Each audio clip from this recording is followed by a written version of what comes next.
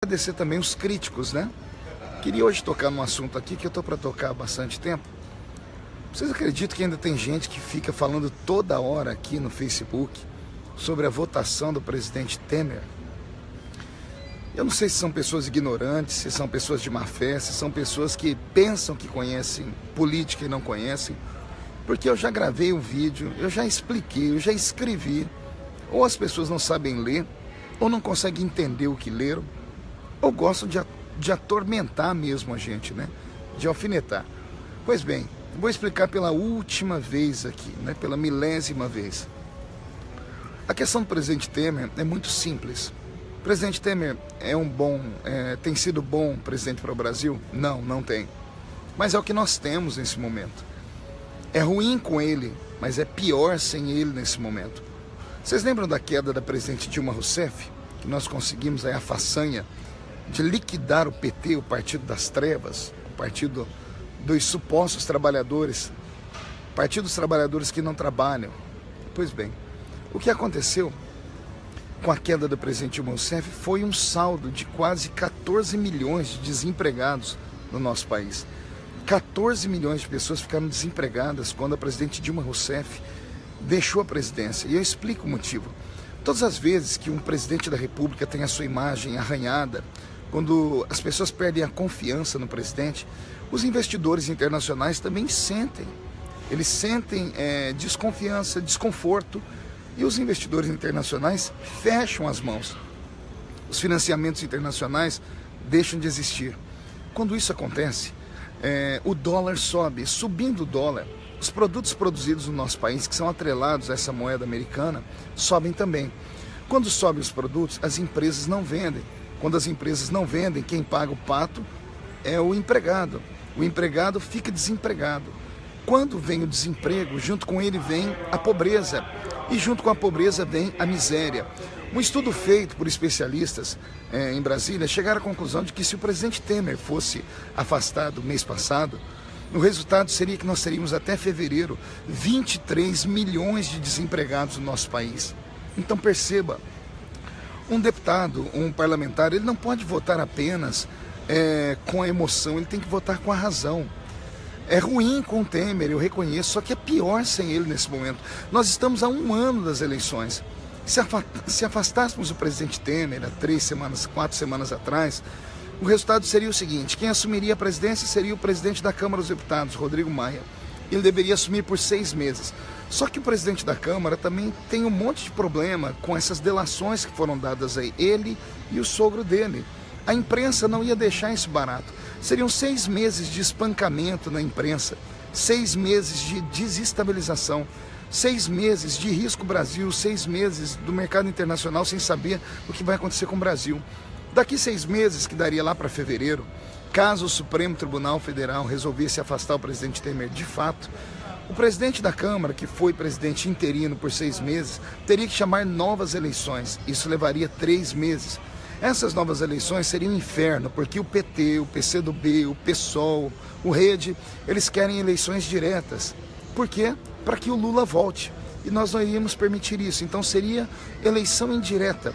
A eleição indireta é aquela onde o parlamento, ele que indica o presidente da República. Então veja só, o parlamento deveria indicar quem? Possivelmente um outro político, mas um político do alto escalão.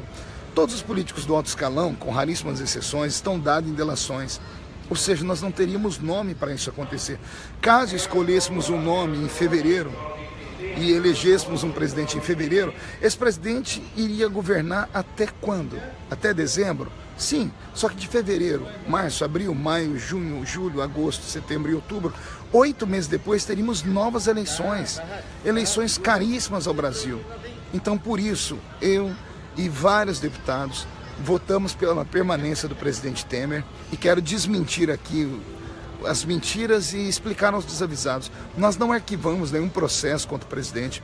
O presidente continua sendo investigado a partir do dia 1º de janeiro de 2019. Só que olha a notícia boa.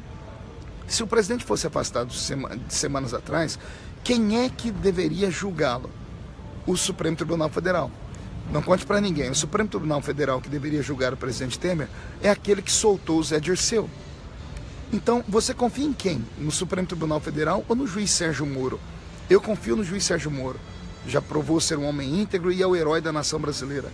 Então, eu quero que o presidente Temer seja investigado por alguém que é imparcial. Quero que ele seja julgado pelo juiz Sérgio Moro. Mas para isso ele tem que perder o foro privilegiado. E para perder o foro privilegiado ele tem que deixar de ser presidente da República. Resultado, eu prefiro que em 1º de janeiro de 2019 o nosso presidente Temer caia nas mãos do juiz Sérgio Moro, porque ele sim fará justiça.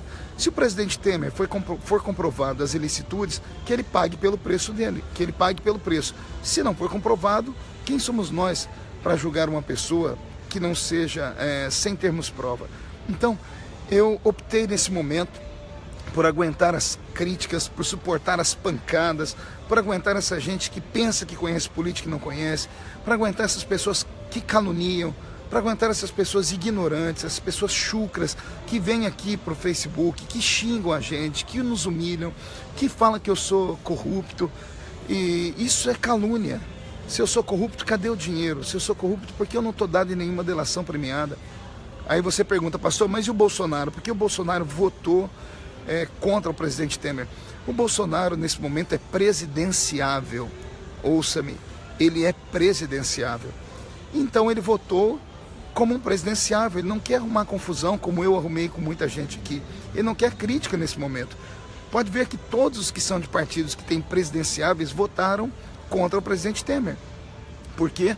Porque todos vão para a campanha eleitoral e querem ter discurso. Como eu não sou presidenciável e eu sou uma pessoa justa, eu sou um homem que tento ser honesto, justo, o que foi que eu fiz? Eu votei com a minha consciência. Eu votei pelo Brasil. Eu votei para que o Brasil tenha continuidade. Eu votei para que os empregos continuem aumentando. Eu votei para que o Brasil tenha estabilidade política. E eu espero que seja, mais uma vez, então, explicado isso, que isso seja memorizado. Se alguém te perguntar por que eu votei no presidente Temer, copie o link desse vídeo, que ele vai estar online aqui depois, e repasse às pessoas, tá bom? Eu não quero mais falar nesse assunto. Até porque, para o amigo, eu não preciso explicar nada. Para o inimigo, não adianta eu explicar nada. Porque o inimigo sempre vai me ver como inimigo, e o amigo me conhece, conhece a minha índole, conhece a minha postura, conhece o meu caráter. E sabe que o meu caráter é um caráter de um homem honesto. Acima de político, eu sou um pastor. E um pastor é um homem comprometido com a verdade. Então, Deus abençoe vocês. Estão perguntando aqui se eu tenho vontade de integrar a equipe do Bolsonaro. Eu já disse ao Bolsonaro que eu estou à disposição dele, estou à disposição do meu país, estou à disposição do meu estado de São Paulo. A dificuldade que nós pensamos é que, caso o Bolsonaro não consiga chegar, é o parlamento perder nós dois. Né? Somos duas vozes dissonantes da esquerda dentro do parlamento, dois homens de coragem, e caso não dê certo, né, Deus livre e guarde, podemos perder os dois. Né? Então nós estamos aqui. Estão perguntando aqui se eu vi que o cantor Pablo vai ter um programa na TV Globo. É o Miklos que está perguntando. Mirko, isso aí é mentira, tá? Isso aí é boataria. Boataria barata. Dá seu apoio a nós aqui em Goiás contra o aumento do absurdo combustível. Tá ficando difícil as coisas, né, meu irmão? Pois é, esse é o Lucas. Elaine, pastor, não podemos aceitar isso. Sim, senhor, uma pessoa que é o Vandel Assis, ignorastes? Assim como você quer respeito, respeite também a opinião de milhões. Mas eu quero, Wendel, você não está entendendo ou está se fazendo de trouxa. Eu quero que o presidente seja investigado, mas quero que ele seja investigado por quem de fato vai investigar. Eu quero que ele seja investigado pelo juiz Sérgio Moro. Eu não quero que o presidente Temer seja investigado pelo Supremo Tribunal Federal. O Supremo Tribunal Federal é aquele mesmo que soltou o Zé Dirceu preso pelo juiz Sérgio Moro. O Supremo Tribunal Federal, eu não confio nele para julgar o presidente. Eu quero que o presidente Temer seja julgado pelo juiz Sérgio Moro. E para ele ser julgado pelo juiz Sérgio Moro, só em 1º de janeiro de 2019, ok? Bom, já falei demais. Deus abençoe vocês. As reuniões aqui na ONU foram interessantes. Eu vim como observador, né, do Parlamento Brasileiro. Eu participei de algumas reuniões, uma delas me deixou extremamente triste. A ONU fez uma bateria de discussões sobre a situação de Israel com a Palestina, acusando Israel de torturar palestinos, acusando Israel de romper com as relações de direitos humanos, como se a ONU não tivesse moral para isso, né? Os 5 países membros da ONU, que são Estados Unidos, China, Rússia, Reino Unido e França, todos têm armamento bélico. A China, por exemplo, não respeita direitos humanos de ninguém e vem eles querer oprimir Israel. Vocês tinham que ouvir os debates, Cuba e Venezuela espancando o Estado de Israel. Eu fiquei irado, eu fiquei na carne. Pena que, como o Brasil é apenas um Estado membro, o Brasil não é um membro efetivo, né, permanente da ONU, não podia falar nada.